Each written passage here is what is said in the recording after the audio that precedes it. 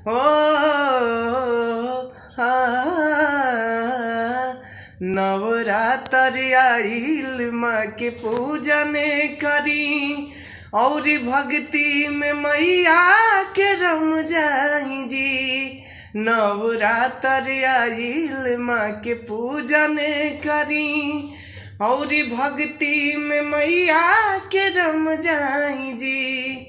नवरात्र आइल माँ के पूजन करी और भक्ति में मैया के रम जाई जी।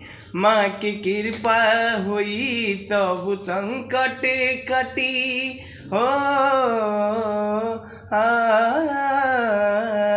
माँ की कृपा हुई सब संकट कटी। बाग दिल के खुशी से गमक जाई जी। नवरात्र आइल माँ के पूजन करी और भक्ति में मैया के रम जाई जी। हो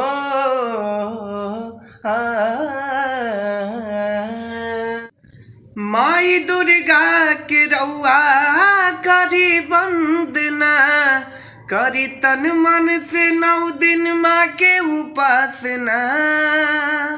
हो माई दुर्गा के रउआ करी वंदना करी तन मन से 9 दिन माँ के उपासना। करी तन मन से 9 दिन माँ के उपासना। नवरात्र में मैया जी खुश होई हैं हो। नवरात्र में मैया जी खुश होई हैं। बाग दिल के खुशी से गमक जाई जी। नवरात्र आइल माँ के पूजन करी और भक्ति में मैया के रम जाई जी। नवरात्र आइल माँ के पूजन करी हो।